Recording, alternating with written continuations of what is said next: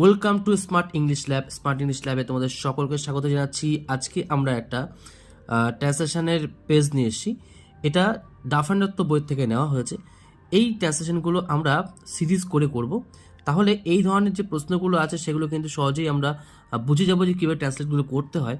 তো এখানে যে ট্রান্সলেটটা আছে কী লেখা আছে, তারা একসঙ্গে কাজ করেছিল, তারা একসঙ্গে কাজ করেছিল। তো এখানে সাবজেক্টটা হচ্ছে তারা, সাবজেক্টটাকে তারা।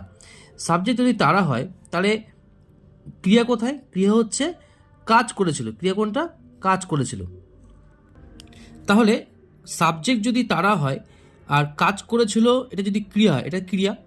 দেখো এখানে এই যে একসাথে যে কথাটা আছে এটা কিন্তু একটা অ্যাডভার্ব। এটা একটা কি? অ্যাডভার্ব। এটা আমরা কিন্তু পরে বসাবো, এটা কিন্তু এখন ভাববো না। অর্থাৎ বাংলা বাক্যে যে পরপর থাকলে সেটা কিন্তু পরপর লিখতে নেই।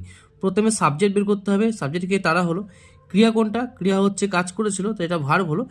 এবার এই বাক্যটাকে যখন আমরা লিখব তখন আমরা কি করব? সাবজেক্ট, তারপরে ক্রিয়া, তারপরে এটা লিখব। ঠিক আছে? তাহলে বাক্যটা লিখলে কেমন হবে? তারা ইংরেজি কি? দে। তারা ইংরেজি কি? দে। তো দে। এবার কাজ করেছিল যে কি? কোন টেন্সে আছে? করেছিল। করেছিল মানে হচ্ছে পাস্ট টেন্স। করেছিল মানে কি? পাস্ট টেন্স, অর্থাৎ এটা অতীতকাল। তাহলে অতীতকাল ইংরেজি কী হবে? তাহলে কাজ করা ইংরেজি কি? ওয়ার্ক।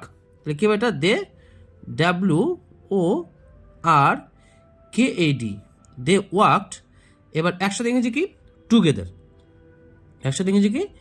টুগেদার। তাহলে এই যে উত্তরটা হলো দে ওয়ার্কড টুগেদার। এই বাক্যটা কিন্তু আমরা শিখলাম যে সাবজেক্ট এবং ভার্ব, তারপরে যে একসাথে বা সবাই মিলে এই যে কথাগুলো থাকে এটা ডু ভার্বের পরে বসাতে হয়। এবার দেখো পরে একটা বাক্য আছে, প্রধান শিক্ষক মহাশয় ছাত্রটিকে শাস্তি দিলেন। তাহলে এখানে কে শাস্তি দিলেন?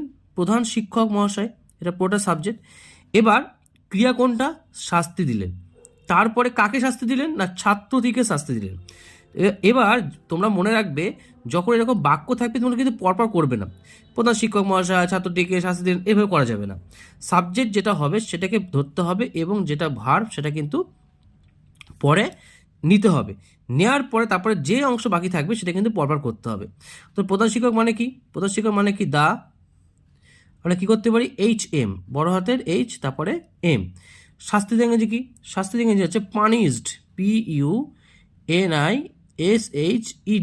আচ্ছা, পানিশড কেন করলাম? এটা শাস্তি দিলেন মানে এটা পাস্ট টেন্সে করলাম। ঠিক আছে? পাস্ট টেন্সে করা হলো punished the boy. Punish the boy, এখানে আমরা স্টুডেন্ট করবো যেহেতু ছাত্র লেখা আছে, স্টুডেন্ট। এবার দেখো এখানে একটা বাক্য যে শাস্তি